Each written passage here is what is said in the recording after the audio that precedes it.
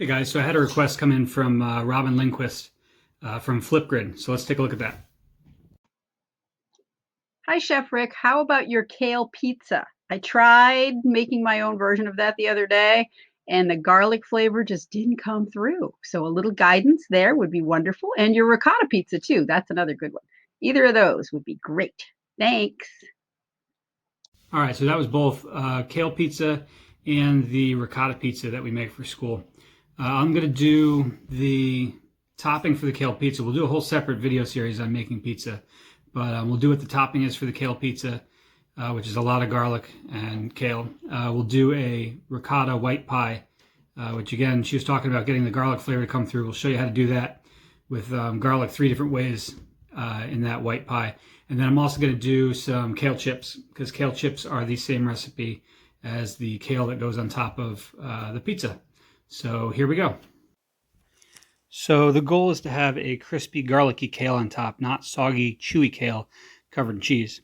I'm going to start with a big handful of cleaned cut kale from the grocery store. If you wash the kale by hand, be sure that it's dry by the time that you're ready to put it on your pizza. Put it in a spinner or dry them all by hand or let them sit out. Pick out the stems. You can save those for soup.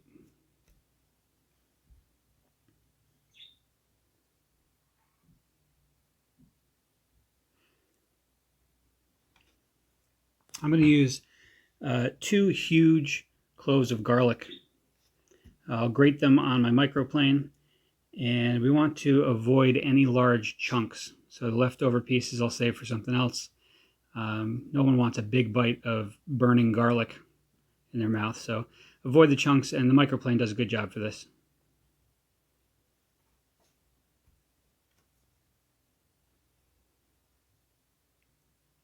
I'm going to add 1 to 1.5 tablespoons of olive oil here.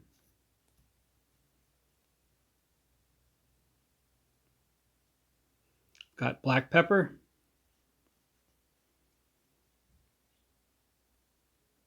And some sea salt, or regular salt if you don't have sea salt. And we were talking about getting that garlic flavor to come through. This raw garlic is definitely going to have a punch, but we're also going to use a little bit of granulated garlic. Add just another layer of that flavor. And a little bit of oregano. Probably, half a teaspoon, quarter teaspoon probably of each. We're going to massage this kale. And really, you should be handling it hard enough that when you squeeze it, you can hear it crunch, and you're breaking down the cell walls of the kale a little bit. It'll kind of get a nice bright, shiny green to it because you broke the cell walls and it's covered in that olive oil. We're just evenly distributing all the seasonings now. And you should give it a taste. It should be a little bit over-seasoned since it's really the star of this pizza. You want to make sure that it has enough seasoning on it. So I'm going to use a stone-fired flatbread, just for the sake of making this video, some pizza sauce, and some whole milk mozzarella. Again, I'll do a separate video of how to make pizza dough and sauce at another point. So it's important that the kale ends up on top of the pizza here and not covered with too much cheese. We want this kale to be crunchy. So a little bit of cheese over the top is fine, but not too much. We will put it on a pizza stone in a preheated oven at 425 for 11 minutes. Get that perfect pizza.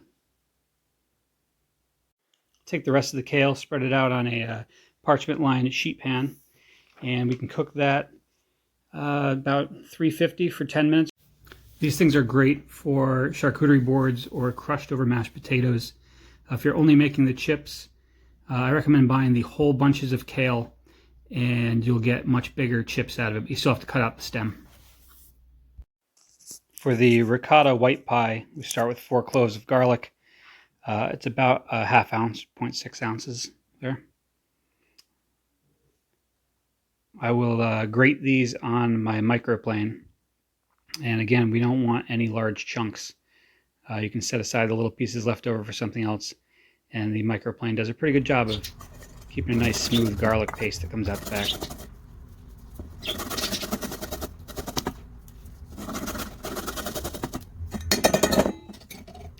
So we're going to keep half of this raw, and the other half we're going to cook in 2 tablespoons of olive oil. The goal here is once it gets brown as we're cooking it, we shut off the heat. And really it's the residual heat that is going to complete the cooking process and get us a golden caramel garlic. It definitely has a different flavor. We talked about layering the flavors. We have raw, we have roasted garlic, and we'll have another garlic coming up in a minute. So we'll let that sit. There it is, nice and golden brown. We're going to cut up some herbs. I have some scallions here, basil, oregano, scallions, chives. They would all work, even thyme. I only have scallions. We're going to throw in 2 pounds of ricotta cheese to our garlic, the raw garlic. About a cup of mozzarella cheese. I have some spinach here, baby spinach, or your leftover baby kale you could have used. Arugula would be great. We're going to throw in our herbs, our toasted garlic, along with the olive oil. Throw in some salt and pepper. And then since I didn't have any other fresh herbs, I'm going to throw in some dried oregano in here. It's about a half a teaspoon I'm going to use. Oh sorry, that was garlic powder. That's another layer of garlic, and then the oregano. Stir that up, and then it's really important that we check the seasoning at this point once you have it all mixed, because the ricotta is a little bit sweet and it cuts some of the salt flavor, so this actually needs a little bit more salt than I originally thought, but give it a little taste. So again, I'm using a stone-fired pizza crust. It's a flatbread. We spread a thin layer over the crust, or whatever you're using. And we're going to put a little bit of mozzarella cheese over the top. Doesn't have to be a ton. This is really just the garnish for the very top. Going to cook this for 11 minutes at 425 degrees on a pizza stone. And then when you're done, you'll have these tiny little round bubbles on top, which is the mozzarella that you put on at the end. Perfect bubbly brown dots. And there it is. It's our spinach ricotta white pizza.